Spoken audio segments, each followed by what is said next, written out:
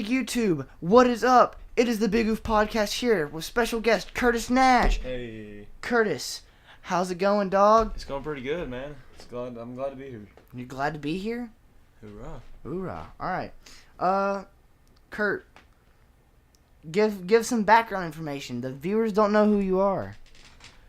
Well, I started doing martial arts about 6 years ago at Elite Richmond. And about a year later, that's when I met Bryce. That's right. And he was about a purple belt. I was like a blue belt, something close to that. And the first thing that I thought when I met Bryce was, man, this kid is stupid. That's right. And it hasn't changed, has it, Kurt? Nope. But we soon became friends. My negative brain cells collided with his negative brain cells, and we became one. That's right. Oh, don't forget Miggy. Miggy. The third person in our posse. Yeah. God, Miggy. He is a character. He's fun to have around. We love him. He's fun to have around. That's right. I remember one of my favorite memories of Miguel was at his sister's birthday. Yes. We were walking around his grandparents' house, and I had found a robin egg. It was a little blue. That's how we earned the nickname Egg Boy. Yeah. Well, I picked up this little robin egg, and I go, "Hey, Miguel." He turns around. I threw it at his chest as hard as I could. It went right against his shirt, and he smelled like egg the rest of the night. Oh, man. And he got us back, too. Yeah, I picked up what was left of the egg, and I threw it at his back. No, he got us back. Oh, he got us back? Yeah, he got us back. Oh, well, I threw more of the egg at him. Well, no, remember we were sitting there, and he had fireworks underneath our table. And he lit the fireworks underneath when we were sitting at the table. Weren't they sparklers? No, dude, these were like Roman candles. And Yates was sitting next to us. I remember that. Yates yelled at him. That's hilarious. And what else happened? Oh yeah. So Kurt, tell him about some martial arts experience you have. Well, the style that I do is the same as Bryce's. It's Taekwondo. And I also do a little bit of kickboxing. I tried jiu-jitsu, but despite me being long and now, are you a grappling guy? Yes or no? No. No. I would take you for a grappling guy. See, I like to grapple every now and then, but it's not like a big thing. It's not really my thing. American style kickboxing. Is that where it's at? That's where it's at. Big yes. Two of my probably biggest strengths that I have in martial arts are my Taekwondo forms, and your kickboxing. My American kickboxing. That's right, man. You're getting good. You're getting really good at full contact now that I think about it. You know, I remember about 2 years ago, you were like just starting to train with Mr. H and some other guys, and I was like, yeah, Curtis is training with H and Berea, and you know I trained with H for like 3 years straight on like every Friday and more with Jacob. And dude, he made us some like really good strike. Like after he left, my striking game had like really increased. Like he's probably one of the reasons why the striking with my hand, like my boxing game at that moment in time was better than my kicks. And because I wasn't using kicks like I was now, I was using hand combos, and dude, I was killing it. Shout out to Mr. H for making straight killers on the tournament floor. He was the one who made my confidence just skyrocket. Yeah, man, H is a great dude. Because I remember the first time that I did a kickboxing round with Mr. H, I walked out on the floor. Big old face cage. Some ring stars, my two smallest shin guards, and my big old boxing gloves. Are those the Everlast boxing gloves? Nope, they were the Century. Old black Century ones. Yes. They were the first pair of boxing gloves I ever had. I still have a pair of those. So do I. They're in my bag, but they stink. I know. Fierce. But I remember I walked out there onto that floor, and I thought we were doing just like point sparring. So every time I would go in, I would like hit his arm, and I'd be like, okay, please don't hit me, and I'd stop and I'd bow like I was taught to do. But he goes, no, man, we're still going. We're not stopping him out, and this is kickboxing. I'm like, what? what? I was or oh god, I was when I was first like introduced to like fighting was when I was about like 8, and it was like I didn't know at the time I was gonna be like fighting another kid that day, but my like I got took to these like big like school gyms, and like there was this boxing ring that they'd set up, and I remember I'd wait like a good hour, and then I'd go out and I'd fight, and it was like I hated it. I hated it. It's like, you know when kids play t-ball and they're just like, I don't want to be here. Yeah. That's how I was when I first started. And then I found Elite, and I was like, well, my mom found Elite because I had gotten in some trouble with the after-school program at my school, and I needed somewhere to go after school for a while. And I was like, well, I was interested in martial arts. I just didn't know what martial arts to choose, so I was like, let me just do like Taekwondo. And so, I was like, Elite sounds like a good location to go to, and look at me now, I'm Bryce Maxwell champion. I remember I was in about, I think it was either 4th or 5th grade. I was 9 years old, and in my cubby, I'd gotten one of these little cards that said, come to Elite Martial Arts, learn self-defense, learn anti-bullying, and get fit. See, when I was a younger kid, Bryce, I don't know if you remember this or not, I was always a kid who wore husky jeans and stuff that was always too big, and I was just made fun of and bullied quite a bit.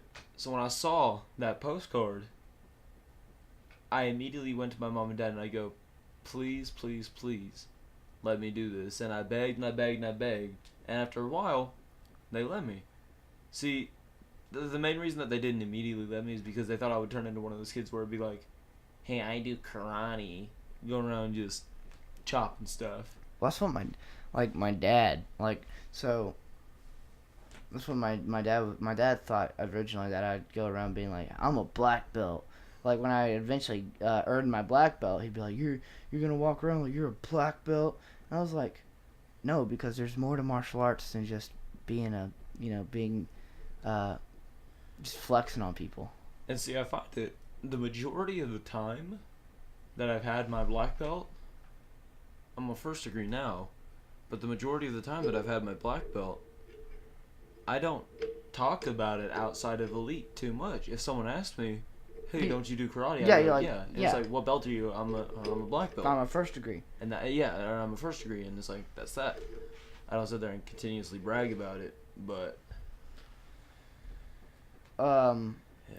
When I was in, so I got my first black belt when I was in, I was around I was in it was the end of my 8th grade year. No, 8th. It was around 8th grade. So 8th grade, I got my first black belt. And I had been doing martial arts longer than what it takes, longer than the, year, usually the average black belt is, the average person that stays in martial arts to get their, to earn their black belt. It's usually, 5 years, right? yeah. I started when I was 5, so I was 14, 13, no. I was 13, maybe, no. I think you had just turned 14. I was 14 and I was turning 15.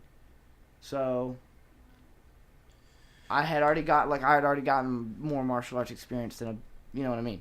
And then now that I'm a first degree, I look back and I was like, man, time flew by. Mm-hmm. And I got mine a little bit earlier than Bryce did, even though he started before me. But I still had to wait a month I still had to wait 6 months before I could actually get mine because I took a trip out to Utah for a month, and it was right when my test was, so I just tested in December, and now. Are you testing for your second degree in December? Yeah, I am starting to work on all my forms, my self-defense techniques, all that stuff.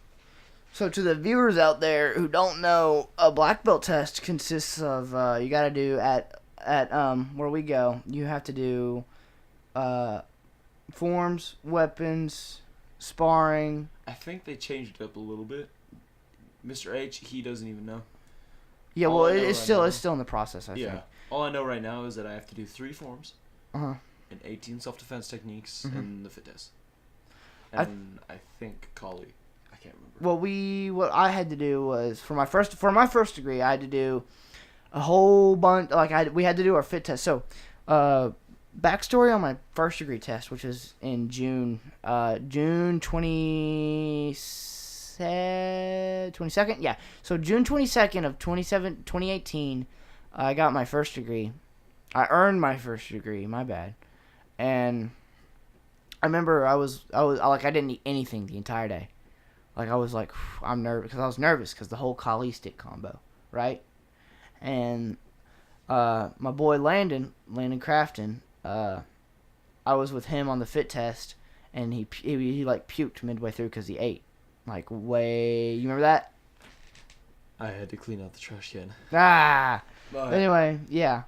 the sad part about it is there was a hole in the garbage bag. Oh. Yeah. Oh. But hey, he was tough. He went right he back nailed out there. through that test like no one He else. went right man. back out there. He's a trooper. Now, true shout out to Donovan Smith. True shout out to Donovan Smith. Okay, during his first degree black belt test, he tested with Bryce. He was sparring, and I'm not gonna name who kicked him, but he was sparring, and he took a side kick to the nose. He took a straight side kick to the nose. His nose. And he still powered through that. He finished the rest of the test. He didn't. It didn't even phase him. He didn't even cry. He He didn't- got mad. He was sitting there going, Yeah, like it made him mad. Now, that's the spirit of a martial artist right there. and that's true dedication. That's true Instead of dedication. getting mad and giving up, He he got powered mad through. and kept going. He got mad and kept going. That is true dedication. True dedication. Anyway, so we had to do a whole bunch of kickboxing combos. Like the kickboxing combos, they'd start out with the first it was like boxing combos. So you do like jab, cross, hook, or you'll do jab, cross, elbow, or jab, cross, uppercut, hook, elbow. Basically, just mitt work. Yeah, just basically you're doing bag work. And then you do this is all after your fit test. So you do the fit test which is like a PFT, and then you do your actual test. And so after you do all this, right, you do that, and then you do kicks. And the kicks are like your kicks are just like basic for black belt it's like basic kicks, and first degree it's like some cool stuff. Like it's a bunch of I know you have to do like a flying side kick, and you got to do like some other flashy stuff. It's fun. It's a mix of stuff, and then you got to do Kali sticks. They're like these wooden bamboo sticks, and About this long. yeah, they're about like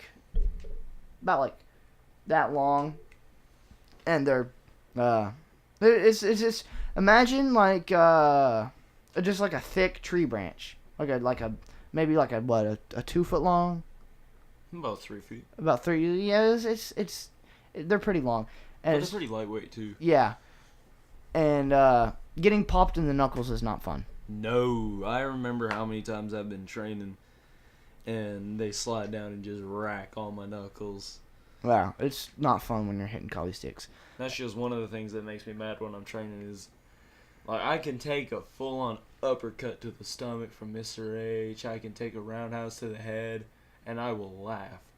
But if someone does one of two things, racks my knuckles with a stick, or stomps on my toes, Be I quiet, will Kurt. You're a toast. break their knees. So I was sparring Kurt, and so there's this unspoken rule in sport karate, right, where you don't toe stomp. It's not you can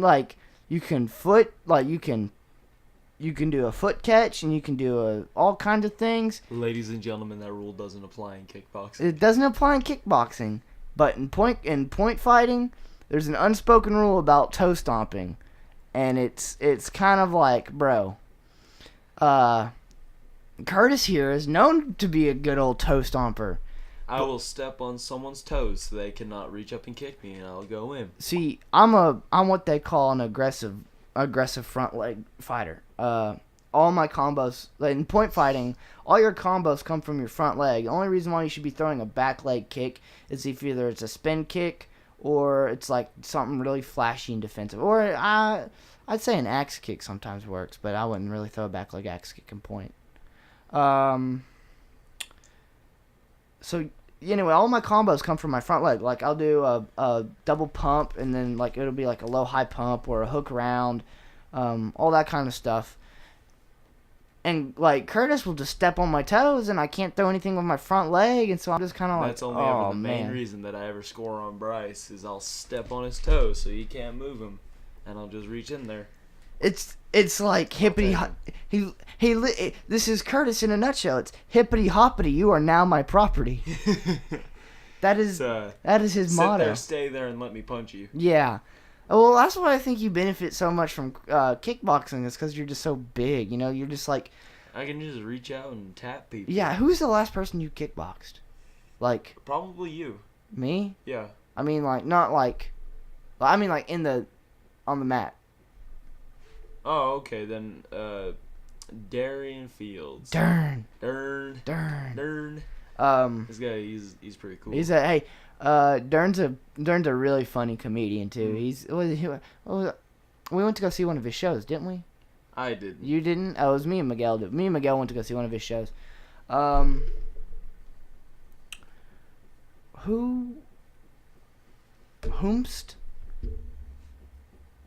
Whomstaviv? Dude, I tell you what. Give us some competitive martial arts input, Kurt. Describe competitive martial arts. Tournaments. Inside, outside the dojo. Like Spar Wars, kind of. Oh, Spar Wars. Oh, Spar Wars. Every Friday. Well, it used to be every Friday. It used to be. We don't do Spar Wars anymore because kids would just get so mad. I know. Well, the thing too was like, if you look behind Bryce right here, old Spar Wars belt. That thing was, if you got it, you were known as a god amongst you were known as a god amongst men. You were stone cold in a Royal Rumble. It was insane. Like you'd walk into Elite on Fridays with the belt on your shoulder. Like I used to walk. Who dares challenge my throne? So Mr. H used to be he used to come to Elite Richmond on Fridays because I'd work with him and Jacob Martin, and he'd host Spar Wars, right? So I'd walk into Elite Richmond with my championship belt, and like everyone would be like, "Oh man." And I remember I was sparring one kid from Berea who came down. I'm not gonna name names. I was sparring one kid from Berea who just came down, and he was like, "This is so and so. He's my good boy," and I butchered him, and then I got beat, and I was like ah. But this was way back in the day when I had no clue what I was doing. Like literally, my competitive point fighting back in the day was complete trash. Like compared to now, I was complete hot garbo. And I owe that a lot to OG Canesy, T Kane, Mr. H, the Master Will. You know, all those guys have shaped me to the person I am today.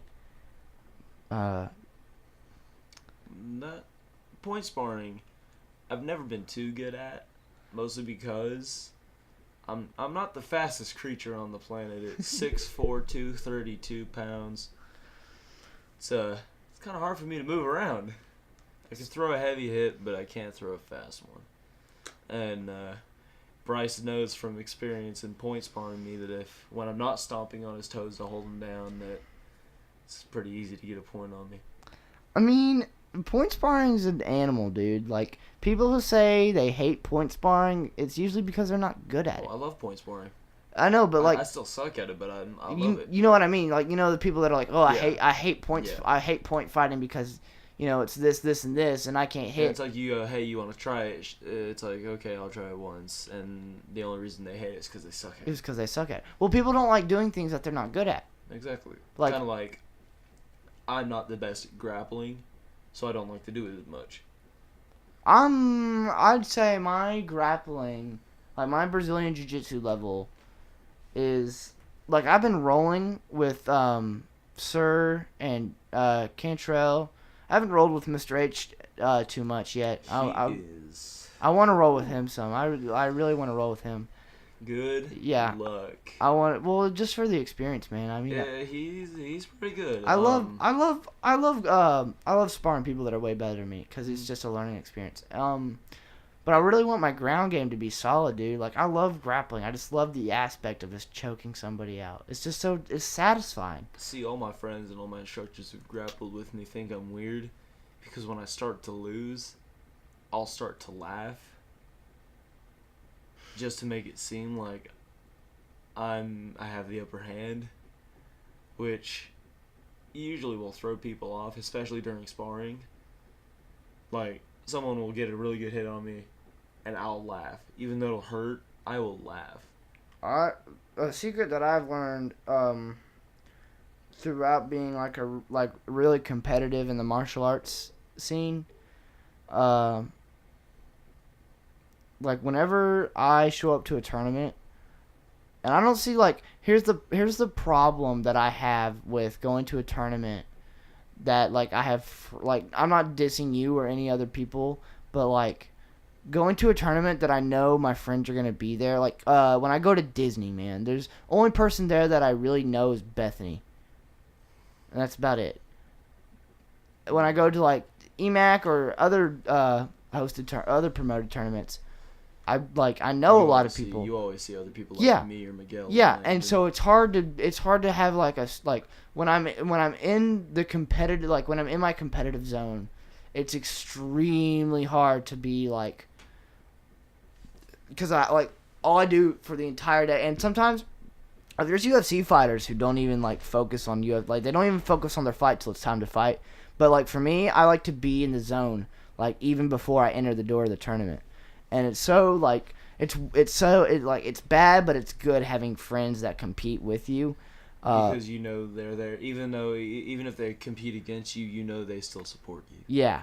I know like most of the time when I compete, it's usually against Curtis or Miguel or somebody else, and like they'll always end up being in my division, and it's like I know, no offense, but I know I can beat you guys in point. And I know I can do this and I know I can do that, but like it's always nice to have a teammate on your back. Like I went to E-Town on the 15th, and even though a couple of my friends were fighting each other, I still had their back because they're my teammates. Yeah. And I'm always there for them. I'm sorry I would have come to that tournament, but I was figuring there'd be some more people from Berea there besides the two black belts that showed up, the three Berea black belts that showed up. Usually I don't go to tournaments too much because they're just not my thing. The main tournament that I go to is the February. Yep, the one in February. Yeah, well, like the thing about competing is if you don't compete, like if you start competing, and you like don't do as well as you expected, it's kind of a turnoff. Yeah, it's kind of a morale buster. Yeah. Like you walk in there confident as can be, and you're like, hey, I think I'm gonna do good. And you get 5-0'd by some short boy with a big forehead. Oof. I remember one tournament I was at. It was me and Miguel. It was just me and Miguel. It was Triple Crown. We rolled up to Louisville, right? Yeah. And we're sitting there in the car, and I'm like, oh, I'm not gonna have to fight Miguel because Miguel's already a black belt by then. Miguel had gotten his black belt in the summer, and so I was like, so I'm gonna end up fighting somebody I don't know. And it was this huge dude, like 6'4", like it was. He was basically your size, except I wasn't lifting then, and He be a beefcake. he was like a beefcake, and like I was just one slinky martial arts boy, and I had no clue what I was doing, right? And so, When you went up there, your diaper was full. imagine if this sock is me, like this is the slinky boy. And that big trophy in the back. No, my hand is His a hand. guy. Like me hitting him was it was literally this. And when he hit me, it was like bam, bam. But there's a martial arts move, like it's a kick that's super hard to pull off in any like circumstance. It's called like if you can do it, like you're practically like it's really hard to land and not telegraph sometimes because you just got to get the speed and the angle and everything. Everything's got to align, and the timing. The spinning heel kick. Absolutely love the spinning heel Yeah, kick. it's like a super high risk, high reward kick. It's one of my favorite kicks to work on. Yeah, so I throw the spinning heel kick, right? And at this tournament at Triple Crown, head kicks were like 3 points. Like a spinning head kick was like a 3-point kick.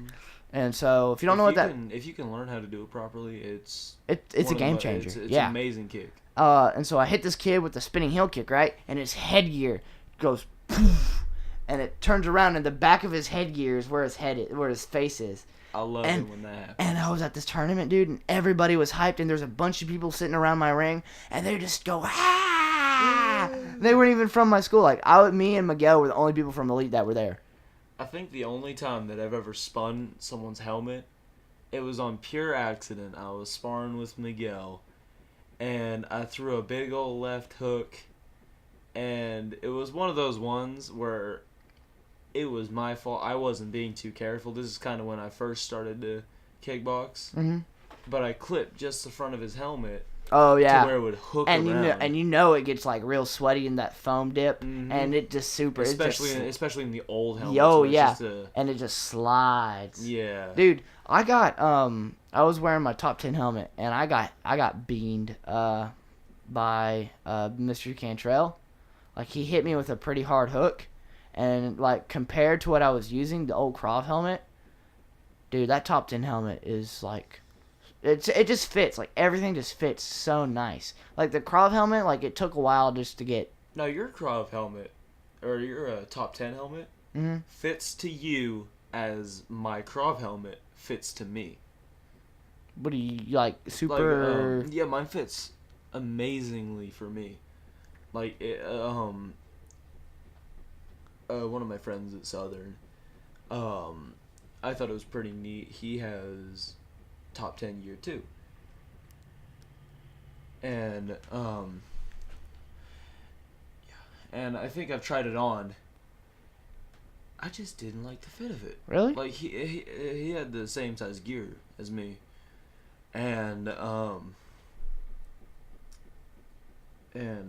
just didn't like the feel of it. It was probably the avant-garde headgear. Maybe. Mine's the competitor style. Mine's a little different from the avant-garde. The spacing's a little different. But just the Krav helmet, it fits well on me, and it's comfortable, and I just like it so much better than my Century plastic one. The foam dip? Yep. No, I like foam dip hand gear and foot gear. I hate those. Really? Yep, I really do. I mean, you know those old sparring gloves? Yeah. Well, I like the open hand ones. Mm-hmm. I hate those with a burning passion. Why? One, because they get super sweaty and they like slide around your hand. Mm-hmm. Two, I just don't like open palm gloves. I the only ones that I will ever wear are normal MMA gloves. Okay. I like boxing gloves. Mm-hmm.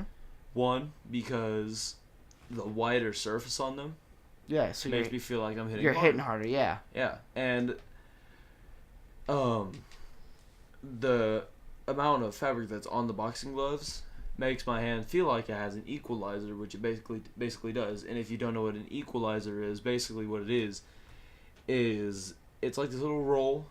It could be like people back then would take a roll of nickels or a roll of coins, put it in their hand, And one, it would flatten their knuckles out and make it, one, a lot safer on your hand. Two, You get hit harder. yeah, and it'd be a lot heavier because it would weigh down your hand. Also, it's just something to grab onto. That's why I like do you know Mr. H's UFC gloves? Yeah, they got that bar. Mm-hmm. Yeah. I like that. I like having something to hold on to.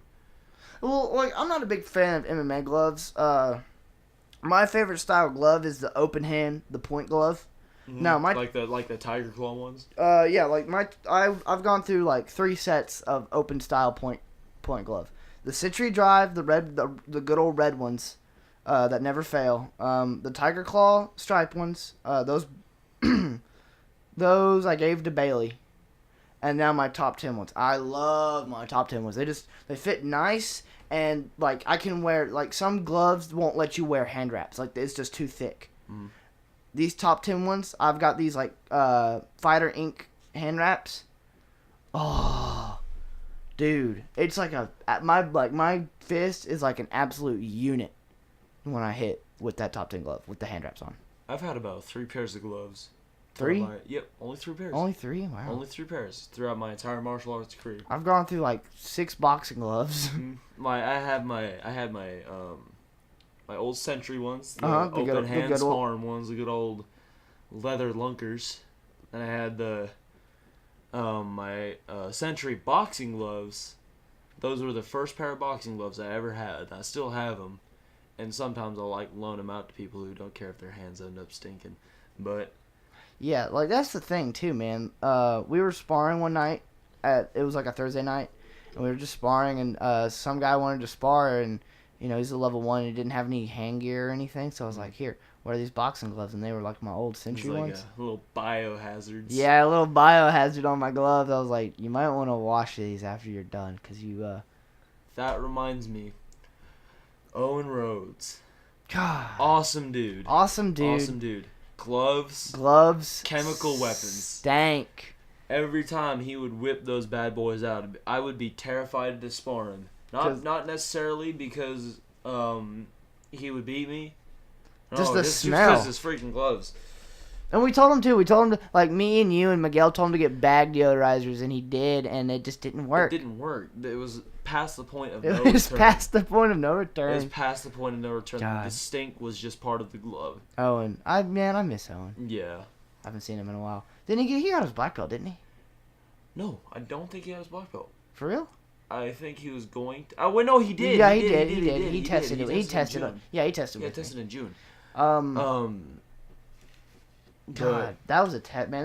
That was the biggest test, I think. It was also the first one that we ever had. In Oh Peru. yeah. So Curtis's homeschool, he's not homeschooled, but his home martial arts school, dojo. the home dojo is Berea. Mine's Richmond. And there's like a rivalry between Berea and Richmond now and then. Because Berea's better. That's not true.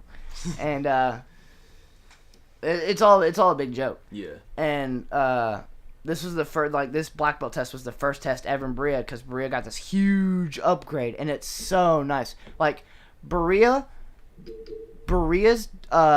like entire mat was about as big as my room. Yeah. And my room it was only a little bit longer. The width of it was just about right. Yep. Was just about the same size as his room, and it was basically 2 of Bryce's rooms. Yeah. And it got the job done though. It did. But it needed an upgrade.